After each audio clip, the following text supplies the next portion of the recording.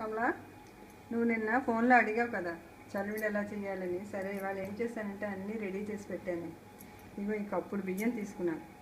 కప్పుడు బియ్యం తీసుకుని గిన్నెలో వేసి నానబెట్టి పెట్టుకోవడం నీకు తెలిసిందే కదా. 24 గంటలు నానాలి అది.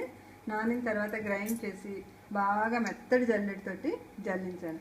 జల్లిస్తే ఈ గిన్నెడు బియ్యానికి 2 గిన్నెల పిండి వచ్చింది మనకి. అయితే మనం ఏం చేయాలంటే ఇప్పుడు కప్పు కంటే తక్కువ బెల్లం తీసుకుని ఇక్కడ పెట్టుకోవాలి. నవ్వుతున్నాను అనుకోకి, ఇవన్నీ మనం ఇద్దరం అప్పుడు చిన్నప్పుడు చేసినవన్నీ గుర్తొస్తున్నాయి, అందుకు నేను నవ్వుతున్నాను, ఇంకేం కాదు. కానీ తర్వాత ఏంటంటే ఇప్పుడు మనం వేయించిన వేరుశనగ పప్పు, కాస్త జీడిపప్పులు, కొబ్బరి, నీకు అక్కడ ఏం దొరుకుతుందో నాకు తెలియదు, ఏ కొబ్బరి అయినా పర్వాలేదు, చిన్న ముక్కలుగా చేసుకుని నేతిలో వేయించి పక్కన పెట్టుకో.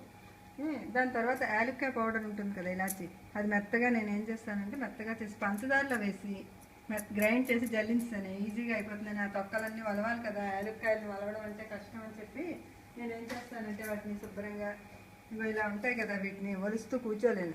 అందుకని ఇది కాస్త పంచదార వేసి గ్రైండ్ చేసి జల్లించేస్తాను మెత్తడి జల్లితో. ఇగో జల్లిస్తే ఇలా వస్తుంది. ఇదేంటంటే మనకి టీల్లోకి లేకపోతే ప్రసాదాలు, స్వీట్లు ఏం చేసుకున్నా సరే మనం ఇది చక్కగా వాడుకోవచ్చు. తొక్కలు అవన్నీ వచ్చేస్తాయి కాబట్టి జల్లించినవి ఇంకేం ఉండదు అనమాట. ఇది పక్కన పెట్టుకున్నాం, మన ఇష్టం వేసుకుందాం అనమాట. ఇప్పుడు ఏంటంటే ఇగో బెల్లం ఉంది కదా, ఈ బెల్లం ఇదిగో ఇంత తక్కువ వేసాను. ఇలా మనకి తక్కువ వేసి ఇదిగో ఈ నీళ్ళు కాసిన దీంట్లో పోసాను. పాకం పడుతున్నాను ఇప్పుడు. ఇదేంటంటే మనం ఇలా పాకం పడుతూ ఉండాలి. పాకం ఉండపాకం రావాలి. నెయ్యి మన ఇష్టం, అక్కడ వేస్తున్నప్పుడు చూస్తాను. నేను ఎప్పుడు కొలతతో చేయలేదు, అందుకే మీకు సరిగ్గా నెయ్యి కొలత చెప్పలేదు. కొంచెం పట్టినాక మనం వేసుకోవచ్చు నెయ్యి అన్నమాట. ఇప్పుడు ఇది పాకం పడుతున్నాను.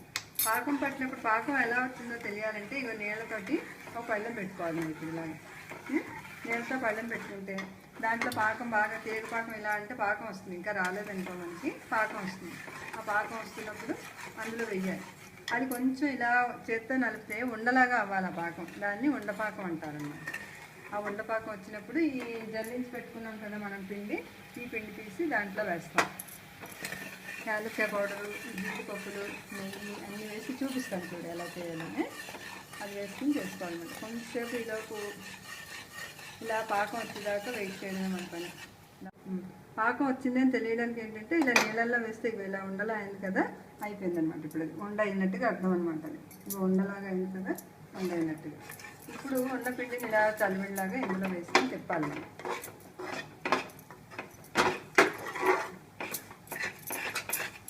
కొబ్బరి ముక్కలు అన్నీ వేసుకోవాలి, తిప్పుకోవాలి.